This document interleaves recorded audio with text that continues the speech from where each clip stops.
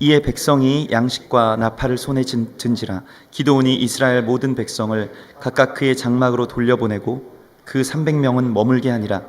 미디안 진영은 그 아래 골짜기 가운데에 있었더라. 그 밤에 여호와께서 기드온에게 이르시되 일어나 진영으로 내려가라. 내가 그것을 내 손에 넘겨주었느니라.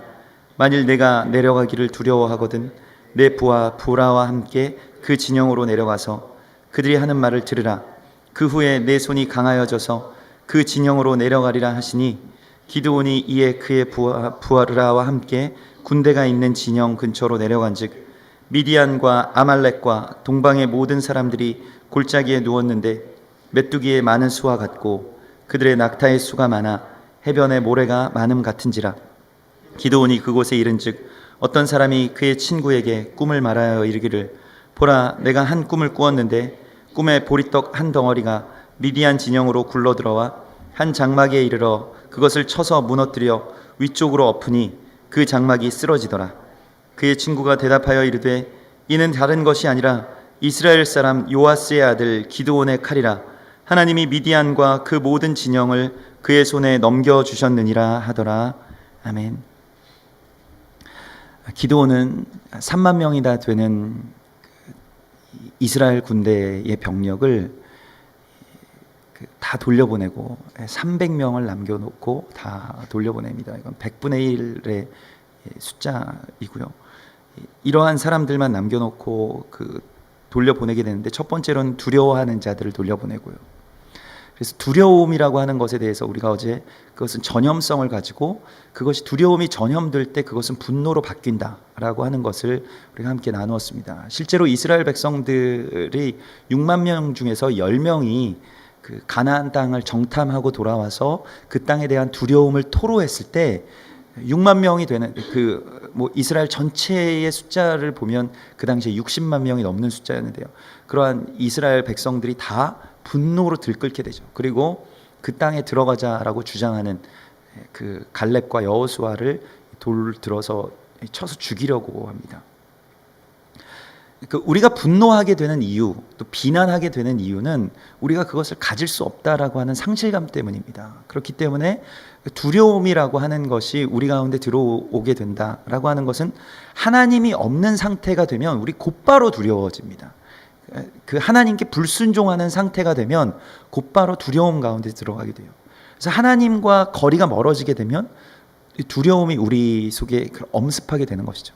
순종하지 아니하면 두려움 가운데 들어가게 됩니다. 그래서 두려워하는 자들은 실은 그냥 마음에 용기가 없는 자들이 아니라 하나님의 말씀 가운데 순종하지 않는 자들이고, 항상 그 신명기서에서부터 그 전쟁터에서 이스라엘 백성들이 전쟁터에 나가게 될 때 제사장들이 그들 앞에 서게 되고 그들이 너희는 두려워하지 말지니라, 너희 하나님 여호와께서 함께 계시니라고 하면서 그들 가운데 하나님의 말씀을 선포합니다. 우리와 함께 하시는 하나님에 대해서 우리가 아멘함으로 순종하면 그러면 두려움이 없는 것이죠. 그런데 순종하지 아니하고 그래도 두려워하는 자들은 집으로 돌려보내라. 이것이 신명기서의 그 전쟁의 교본이었습니다. 그 전쟁의 규례였습니다. 그래서 신명기서의 그 20장의 말씀에서 그렇게 말씀하셨고요. 그 두려워하는 자들에 대하여서 돌려보내라는 말씀이 20장 3절의 말씀이죠. 그래서 그 20장 8절에서 그의 마음과 같이 그 형제들의 마음도 같이 낙심될까 하노라 하면서 돌려보내게 되고, 그 다음에 돌려보낸 자들이 어떤 자들이냐면 사명에 깨어있지 못한 자들, 그냥 자기의 욕망을 채우기 위해서 하나님을 따르는 자들을 말하는 것입니다. 아마도 대부분의 기독교인들이 바로 이와 같은 자들의 모습을 가지고 있을 것입니다. 우리가 아니라는 것이 아니고 우리가 그렇게 하나님을 믿어왔죠. 그러니까 삶의 패러다임이 내 삶의 무엇인가의 욕망을 채우기 위해서 잘 돌이켜보면 그게 하나님의 일을 하나님께 영광 돌린다라고 하는 것, 어떤 종교적인 수사로 포장되어 있었지만은 결국에는 그것으로 하나님께 영광을 돌리는 것이 아니라 그저 하나님께 그 자기의 어떤 자아의 성취와 개발을 위해서 하나님께 도움을 받고자 하는 자들을 말하는 것이죠. 그들은 욕망을 추구하는, 욕망이 나를 그렇게 이끄는 삶을 말하는 것입니다. 그래서 비난하고 정죄할 생각은 없습니다만은 목적이 이끄는 삶이라고 하는 것이 그걸 그 한꺼풀을 이렇게 벗겨보면 거기 하나님에 대한 사명, 그러니까 하나님의 나라를 이루는 것과는 별로 그런 연관 관계가 없어요. 그냥 자기의 성취가 어떤 한 목적이 되면 그것을 따라가면 하나님께서 그걸 도우신다라고 하는 것인데, 실은 그것이 그러한 자들을 주님께서 이제 돌려보내라고 말씀하십니다. 하나님의 전쟁터 가운데서는 별로 쓸모가 없는 자들이에요. 두 번째로 돌려보내는 자들은 무릎을 꿇고 물을 마시는 자들인데, 하나님의 그 사명 가운데는 깨어 있는 것입니다. 무릎을 꿇고 손으로 물을 떠서 먹는다라고 하는 것은 그 경계를 하면서 먹는다는 것이죠. 이 전쟁에 내가 있다라고 하는 것을 아는 것입니다. 마지막 때에 대해서 깨어있는 자들을 말하는 것이죠. 그런데 하나님의 일을 하면서도 이 사역을 하시는 분들이 정말로 여기에 대해서 그 사역자들이 그 빠지기 가장 쉬운 오류는 무엇이냐면 사역을 예배하는 것이에요. 그러니까 하나님의 일이 굉장히 우선시되죠. 하나님의 일만큼 우선시되는 것이 어디 있겠습니까? 그런데 정말 큰 미혹은 거기에 있습니다. 하나님의 일처럼 우상화되기가 쉬운 일들이 어디 있을까요? 하나님의 일을 하는 거예요. 마지막 때를 위해서 삽니다. 그래서 막 어떤 인류의 구원을 위해서, 하나님의 역사를 위해서 우리가 나가는데, 중요한 것은 사랑이 없어요. 그러니까 하나님의 역사, 마지막 때에 대해서 깨어있으라, 마지막 때에 대해서 경고하고, 마지막 때에 멸망의 날이 가까워오고 있고, 마지막 큰 심판이 가까워오고 있다, 예수님께서 계속해서 그런 경고를 주실 때 항상 따라붙는 말이 있습니다. 그걸 우리가 복음서에서 잘 들어야 되는데요. 예수님께서 마태복음 24장이나 또한 누가복음 10장이나 여러 그 누가복음에서는 대부분 그렇게 말씀하셨는데, 마지막 때에 깨어있는다라고 하는 것이 무엇이냐면, 결국에는 마지막 때에 우리가 말씀의 성취자들이 되어서 깨어있는 것인데, 그것은 내 이웃을 내 몸과 같이 사랑하는 것입니다. 누구든지 남에게 대접을 받고자 하는 대로 남을 대접할지니라. 이것이 마지막 때에 하나님의 군사들이 갖추어야 할 최후의 어떤 무기, 그리고 무장이라는 것입니다. 그래서 300명 어떻게 했냐면 물을 떠서 뒤로 물러나서 서서 먹습니다. 무엇을 말하는 것이냐면 3만 명이 지금 하룻샘가에 와서 물을 마셔야 되는데, 많은 숫자의 사람들이, 목마른 사람들이 뒤에 있는데 자기 혼자 먹겠다고 그 자리를 차지하고 있는 것이 아니라 빨리 떠서 그냥 뒤에 와서 목을 축이고 다른 사람들 마시게 하는 사람들 말하는 것이죠. 내가 목마르면 다른 사람들도 목마르다 라고 하는 것을 그들은 알고 있고, 그리고 군대에 있어서 정말로 다 함께 어떤 한 팀이 된다, 한 사람, 한 세 사람을 이룬다라고 하는 것이 이러한 거룩한 어떤 연합, 그리고 이웃 사랑에 있다는 것입니다. 여러분, 말씀의 성취라고 하는 것은 그 언약의 성취는 다른 데 있지 않습니다. 우리가 주님의 일을 하지만은, 주님의 일 가운데 있지만은, 중요한 것은 결국 그 언약의 성취는 우리가 이웃 사랑하기를 내 몸과 같이 하라. 그러니까 남에게 대접받고자 하는 대로 너희도 남을 대접하라고 하시는 그 말씀을 우리가 성취하는 데 있습니다. 거기에서 벗어나서는 안 돼요. 그래서 율법이라고 하는 것이, 결국 십계명이라고 하는 것이, 십계명의 처음과 이 마지막을 그렇게 전체가 무엇으로, 어떤 말씀으로 되어 있는가 보면, 나는 내 하나님, 나는 너희를 애굽에서 인도하여 낸 너희 하나님 여호와니라고 하시죠. 근데 거기에서부터 시작해서 십계명의 처음과 끝은 무엇이냐면, 나는 너희의 이웃이다 라고 말씀하십니다.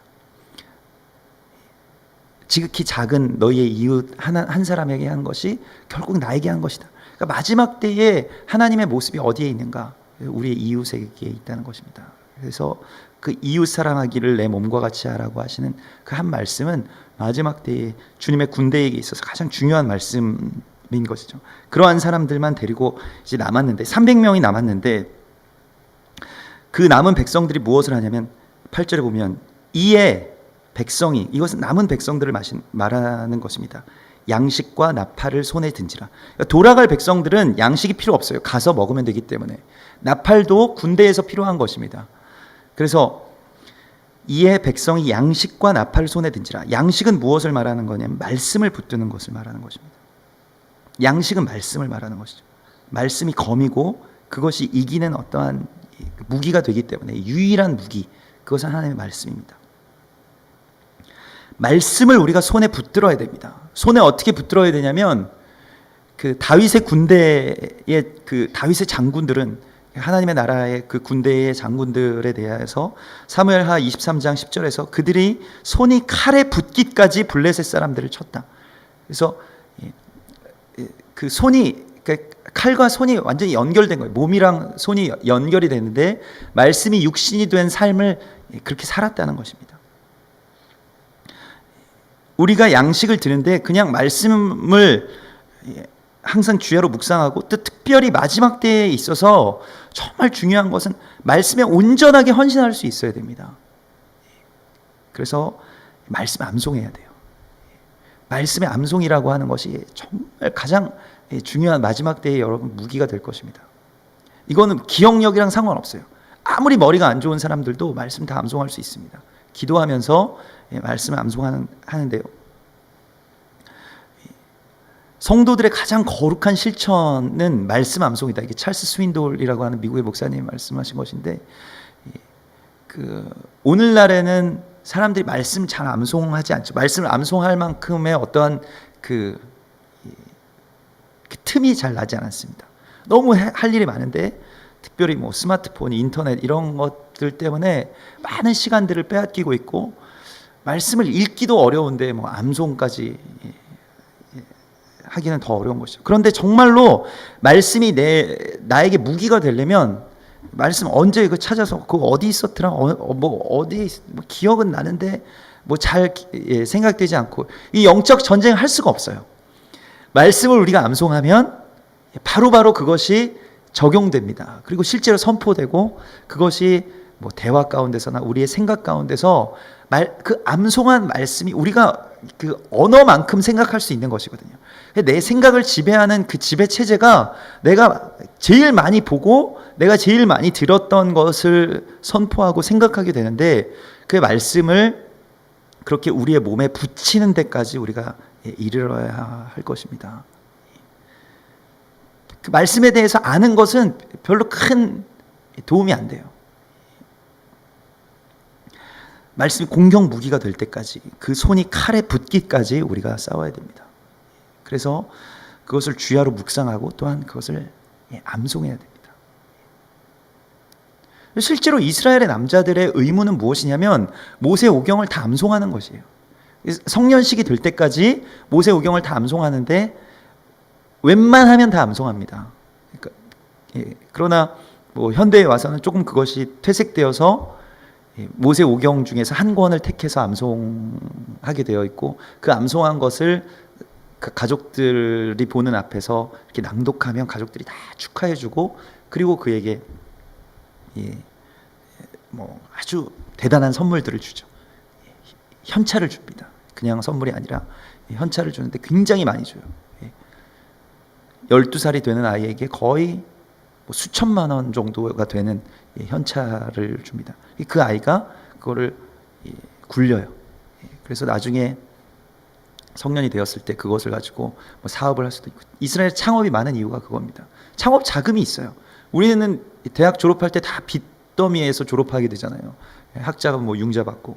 이스라엘 그 아이들 다 공이 그렇게 돈이 굉장히 많이 있습니다.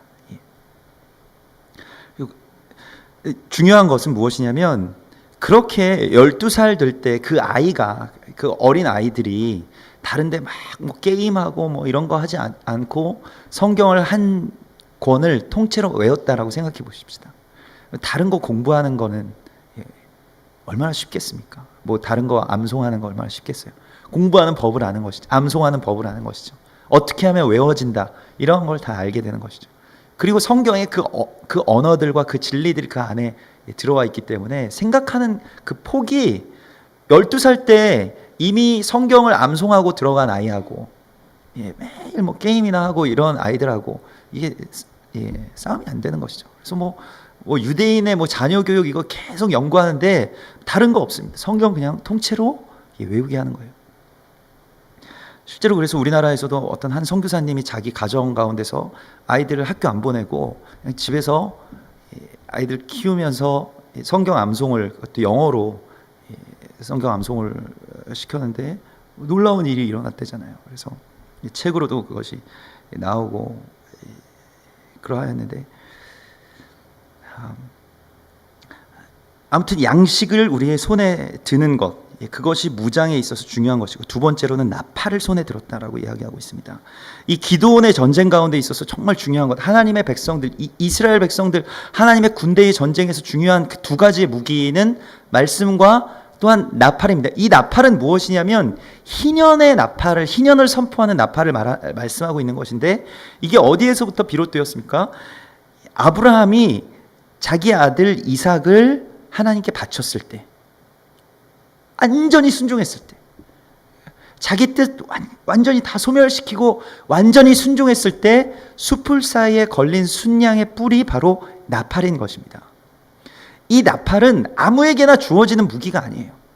이것은 뭐 훈련으로 주어지는 것이 아닙니다. 이것은 순종으로 주어지는 것입니다. 완전한 순종에서만 이 나팔이 오는 것이에요.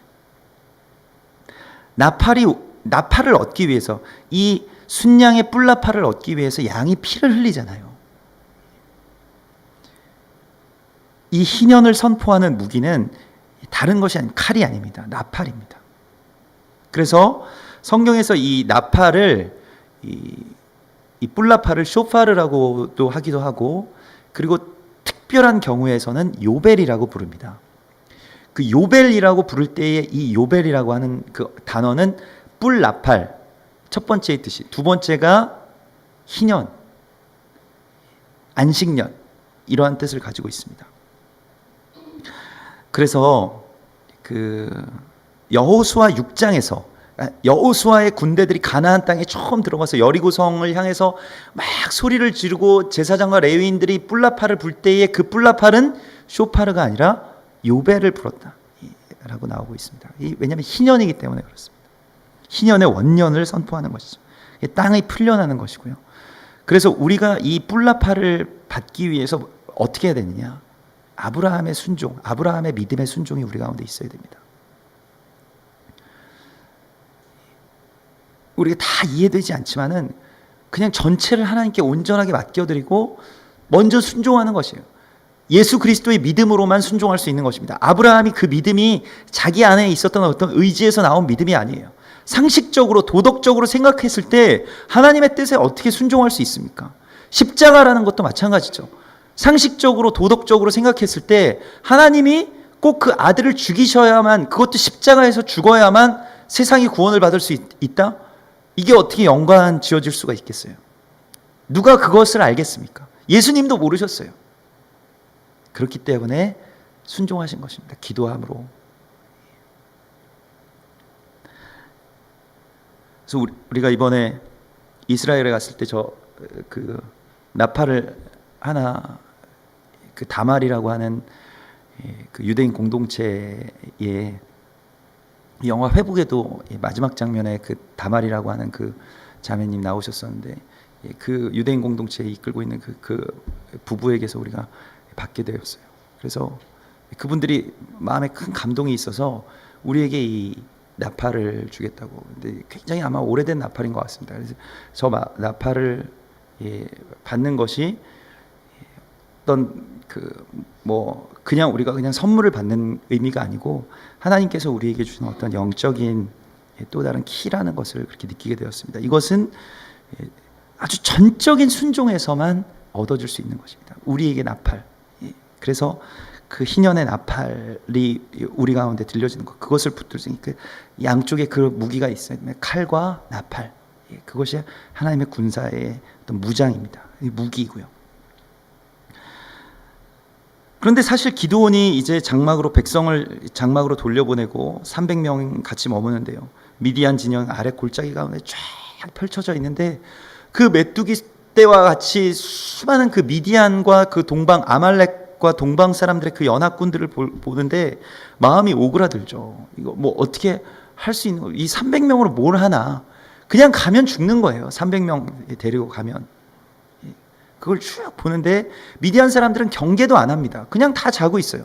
왜냐하면 어떻게 3만 명이라도 그들을 칠 수가 없기 때문에 그냥 이제 여기에서 좀 물 먹고 쉬다가 가서 그냥 치자. 이거예요. 어떤 전략이 필요가 없어요. 왜냐하면 너무 숫자가 많기 때문에. 그래서 기드온은 무엇을 하냐면 기도합니다. 9절에 보면 그 밤에 여호와께서 기드온에게 이르시되 일어나 진영으로 내려가라. 내가 그것을 내 손에 넘겨주었느니라. 기드온은 하나님께 계속해서 호소하고 있는 것으로 보여줍니다. 두렵지만은 아무 일도 일어나지 않았지만 너무나도 큰 두려움들이 있고 눈앞에 펼쳐져 있는 대적들의 그 진영들을 보면 너무 큰 것이죠. 너무 강하고 상대가 되지 않고 우린 너무 약하고 약한데 또 그 중에서도 더 약해졌어요. 기드온이 뭐 잠이 오겠습니까? 어떤 리더가 된다라고 하는 것은 그 공동체를 책임져야 되는 어떤 사명이 있잖아요. 근데 이 300명을 다 데리고 가서 다 죽게 생겼는데 잠이 오겠습니까? 그래서 주님께 기도하는 것이죠. 깨어서 기도하는 것입니다. 마지막 때가 되면 우리가 마지막 때의 전쟁 가운데 나아갈 때에 우리에게 정말 중요한 것인데 그걸 깨어 기도하는 것입니다. 우리가 어제 저녁에도 나누었던 것처럼 기드온처럼 또 여호수아처럼 예수님처럼 전쟁 앞에서 이기려면 계속 기도하는 수밖에 없습니다. 언제까지 기도하냐면 승리에 대한 응답이 있을 때까지 기도해야 됩니다.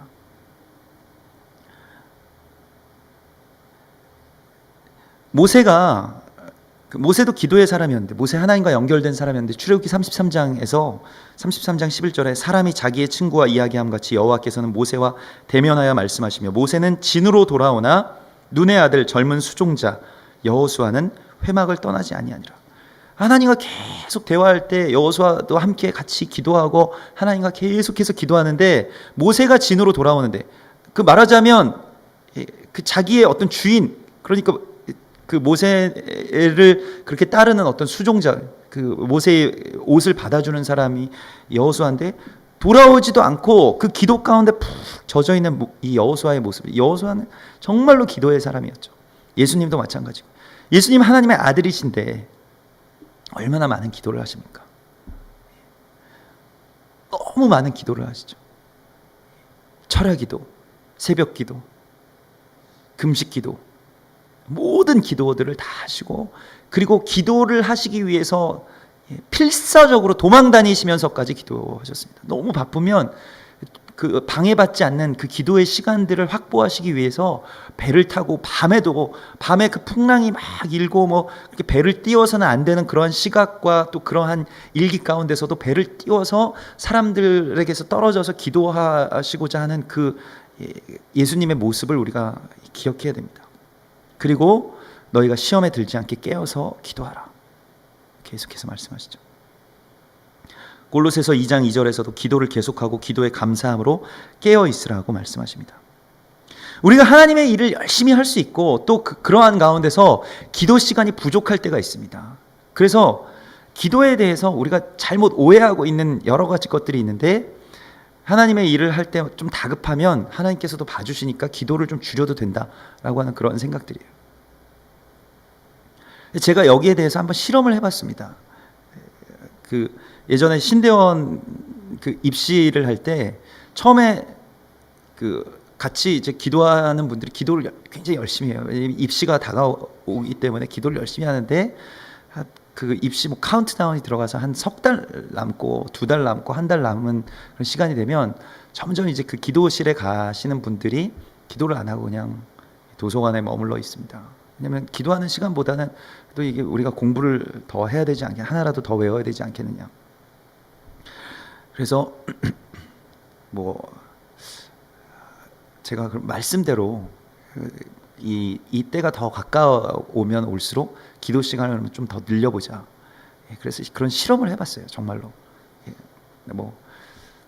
그래서 그 시험 때가 가까우면 가까울수록 나에게 그런 증거를 달라고 하나님께 기도하면서 전에는 1시간 기도했다면 2시간 기도하고 2시간 기도했다면 3시간 기도하고 이렇게 기도 시간을 더 늘렸습니다. 그래서 같이 공부하시는 분들이 좀 걱정스럽게 기도하는 것도 좋지만 기도만으로 다 들어가는 게 아니다. 그렇게 말씀들을 하시곤 하셨는데 또 아무튼 막 기도하고 뭐 부르짖고 도서관에 있다가 한 번씩 다 부르짖고 그리고 기도하는 시간만큼 좀 더 일찍 나오고 좀 더 늦게 들어가면 된다 이런 생각을 가지고 기도를 그렇게 했었습니다. 정말 마음 가운데 또 심령 가운데 새로운 어떤 힘들이 주어지고 뭐 기도할 때 이제 그렇게 기도하는 것이죠. 제가 뭐 공부를 잘 못하면 아는 문제만 나오게 해주세요. 이렇게 기도하는 거죠, 하나님께. 그리고 또 그렇게 기도를 하나님께 드리는 것인데, 기도를 오래 해야 되는 이유가 있는데요. 기도를 오래 해야 되는 이유는 나의 어떠한 문제나 또 나의 어떠한 어려움에 대해서 도움을 요청하는 기도는 별로 오래 할 필요가 없습니다. 사실은 할 필요가 없어요. 하나님 다 아시기 때문에. 하나님 다 아시죠? 라고 그냥 짧게 끝내면 됩니다. 중언부언 할 필요도 없어요. 제가 지금 이러한 문제들이 어려운 거 하나님 다 아시죠? 저보다 더 잘 아시기 때문에 다 아십니다. 라고 말씀드리고, 기도에 대해서 내 기도를 하나님께 맡기는 것입니다. 기도를 하나님께 드리는 것이에요. 그래서 그의 나라와 그의 의가 이루어지도록 기도를 사용해 달라고 드리는 것입니다.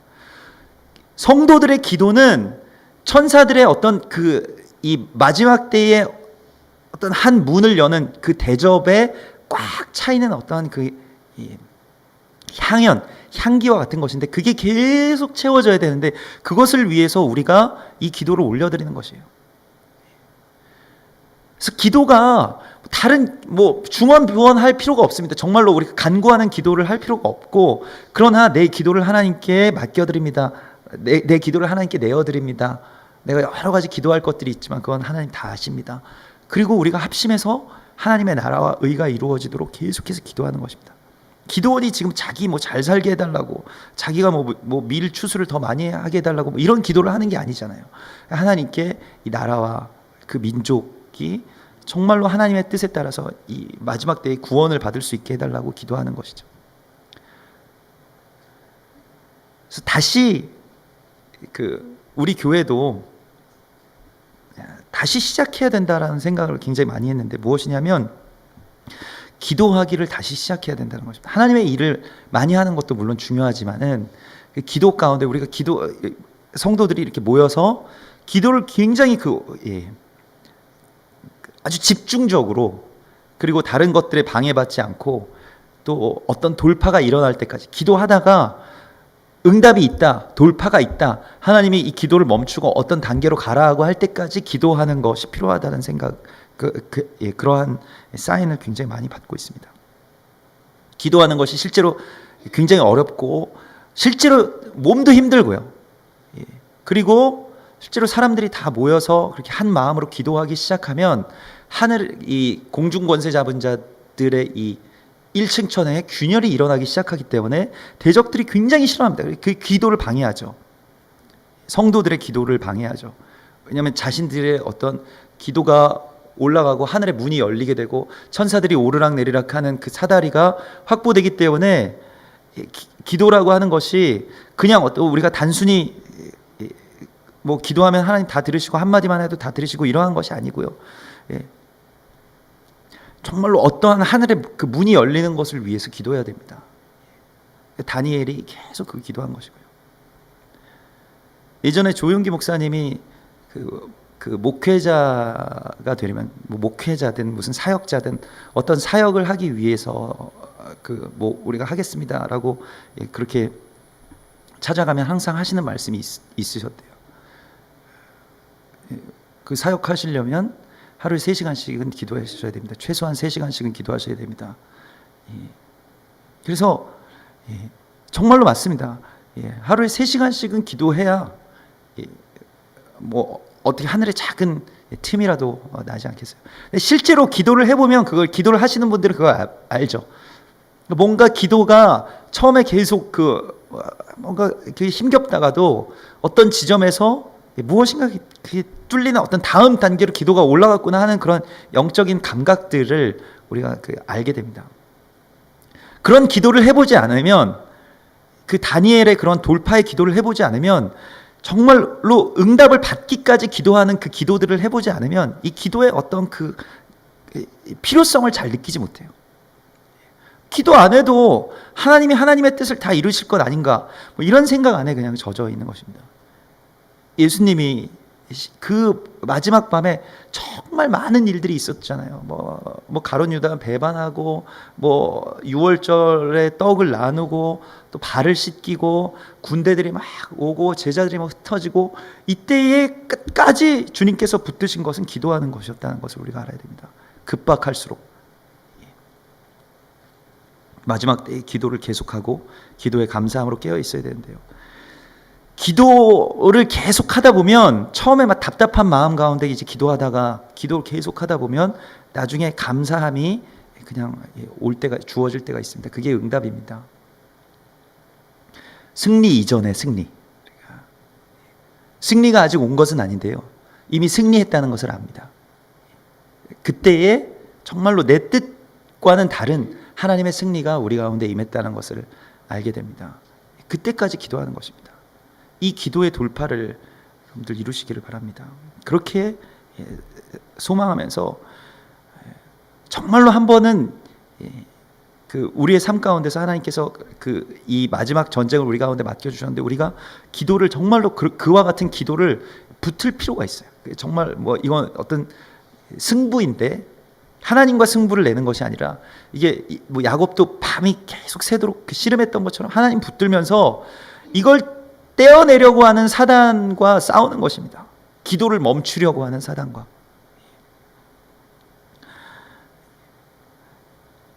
사실은 기도를 멈추고 하려고 하는 다른 많은 것들이 별로 기도보다 효율적이지 못한 것, 대부분 다 그렇죠. 뭐가 기도보다 더 효율적인 일들이 있을 것일까요? 기도만 하면 다 되냐, 뭐 이러한 그 조롱들을 사단이 그렇게 뭐 사람들을 통해서 우리 가운데 하지만은, 실제로 기도만 하면 다 된다는 것에 증거를 갖지 못하면 하나님의 증인이 될 수가 없습니다. 기도를 하면 다 됩니다. 기도를 안 하기 때문이죠. 그래서 기드온에게 오늘 응답이 내려옵니다. 진영으로 내려가라. 내가 그것을 내 손에 넘겨주었느니라. 기드온의 기도 가운데 하나님 응답하시죠. 10절에 만일 내가 내려가기를 두려워하거든 내 부하 부라와 함께 그 진영으로 내려가라. 이것에 대해서 하나님께서 뭐 기드온의 믿음이 부족하다, 이러한 어떤 시각들이 이 사사기서 전체의 그 전체를 보면서 우리가 갖게 되는 어떤 한 오해인데, 지금 여기서 그 내려가기를 두려워한다라고 하는 것은 물론 뭐 그것을 겁낸다라고 하는 뜻이 아니라, 여기서 이 야레라고 하는 것은 물론 뭐 두렵다는 말도 있지만은, 그러나 어떤 그 뭐 예배한다, 경외하다라고 하는 뜻도 있습니다. 그러니까 뭐 그러한 그 두려움이 있는데, 뭐 물론 두려움도 있었겠지만은, 그러나 그것을 경외함으로 이제 기도하면서 받았기 때문에 그 진영, 그 지금 미디안의 진영으로 내려갈 때 혼자서 내려가지 말고 부라와 함께 그 진영으로 내려가라. 그래서 중요한 것은 갑자기 부라라고 하는 사람을 기드온과 붙여주시는 것의 영적인 의미를 알아야 되는데요. 하나님은 항상 이 연합 또는 공동체를 보십니다. 그런데 이 연합은 굉장히 중요한 연합인데, 부라라고 하는 이름은 잎이 무성하다라고 하는 뜻을 가지고 있어요. 이 잎이 무성하고 번성하고 무엇인가 뭐 잎사귀가 가득하고 이러한 것은 항상 에브라임을 상징합니다. 그러니까 그 생육하고 번성하라 했을 때의 그 번성 가운데서의 그러한 의미를 가지고 있고요. 또한 어떤 한 징조를 뜻하기도 하는데요. 잎의 무성함, 그것이 바로 부라인데, 그 부라와 함께 가라고 하신 것은 교회의 연합을 의미하는 것이기도 하고요. 또한 지금 그 진영으로 내려가서 어떤 징조를 보라고 하시는 것은, 기드온이 사사기서 6장에서 하나님께 어떤 표징을 구하잖아요. 이 양 털을 가지고 타작마당에 두고 그 양털 위에 이슬이 내리고 또 양털 위에만 이슬이 마르고 하는 그 두 가지의 표징을 구하는 것인데, 거기에 대해서 우리가 지난번에 나누었던 것과 같이 이 양털이라고 하는 것은 마하네, 곧 진영이라는 뜻도 됩니다. 그러니까 여기서 진영으로 내려가라고 할 때의 그 마하네라고 하는 그 단어는 양떼라고 하는 뜻도 됩니다. 그래서 그 표징과 지금 이 표징의 연결을 주님께서 말씀하고 있는 것입니다. 그게 무엇이냐면 이 징표라고 하는 것은 그냥 단순한 어떤 믿음이 부족하기 때문에 이거 보여주면 믿고 안 보여주면 안 믿고 하는 그런 것이 아니고 성경에 나와 있는 하나님의 구원의 시스템을 우리 가운데 알려주시는 것입니다. 특별히 그 양털의 징표에서 우리가 알았던 것은 무엇이냐면 양털에 내리는 그 이슬이라고 하는 것이 하늘로부터 내려오는 물, 곧 토라의 말씀이라는 것을 우리가 여러 말씀의 증거들을 통해서 깨닫게 되었죠. 그래서 만나가 하늘에서부터 내려오는 만나는 그냥 만나가 내려오는 것이 아니라 이슬이 먼저 내려와서 이슬이 마르면 만나가 생겨나게 된다. 민수기서에 나오는 그 만나에 대한 말씀이었습니다. 그래서 마찬가지로 이제 너희가 진영 가운데 내려가서 무엇을 확인해야 되는데 뭘 확인하냐면 하나님의 말씀이 이미 그곳 가운데서 역사하고 있다라는 것을 확인하라는 것입니다. 그래서 실제로 그가 부라와 함께 내려가서 이 부라와 기드온의 연합은 어떤 큰 의미가 있습니다. 그것은 또한 이스라엘과 또 에브라임, 유다와 에브라임의 연합과 같은 그러한 연합을 의미하는 것이고요. 그 진영 근처로 내려갔을 때 아말렉과 동방의 모든 사람이 골짜기에 누웠는데 메뚜기의 많은 수와 같다. 이 메뚜기라고 하는 것은 성경에서 어떤 한 재앙으로 나오고 하나님의 백성들을 각성시키기 위한 대적들, 무적행이 열릴 때 무적행의 열쇠를 예수님께서 가지고 계시거든요. 그런데 무적행을 조금씩 열어줍니다. 그러면 거기서 연기가 나오게 되는데 그 연기가 계시록 9장에 보면 황충이 되어서 모든 것을 갉아먹는데 그 황충들이 다 사람들을 굉장히 괴롭게 하는데 이마에 인침을 받지 않은 자, 그러니까 어린 양의 피로 이마에 인침을 받지 않은 자들을 다 괴롭게 한다는 것입니다. 그게 이제 황충이고요.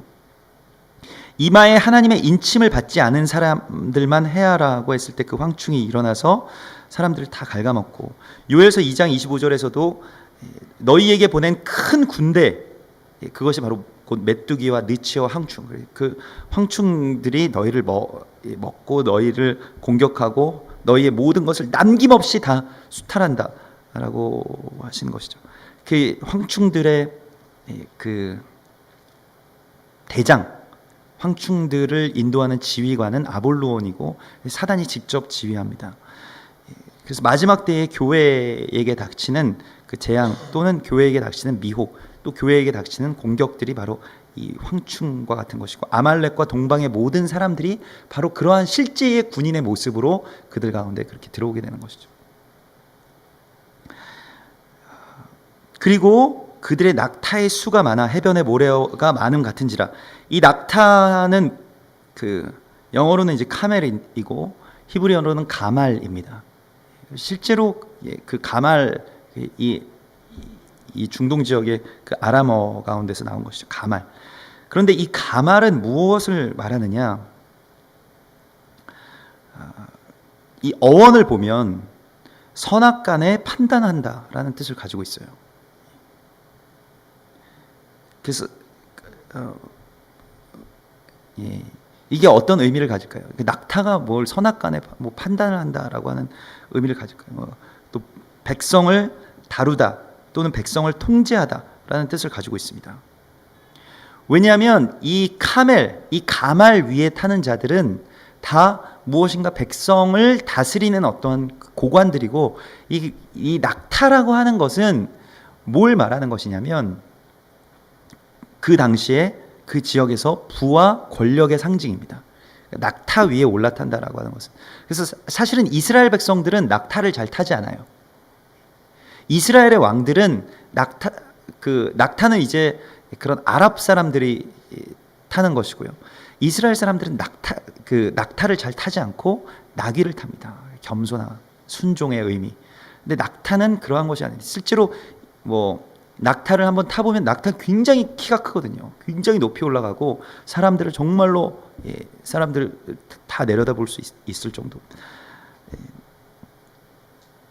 낙타 성경에서는 부와 권력의 상징으로 쓰이게 되고요.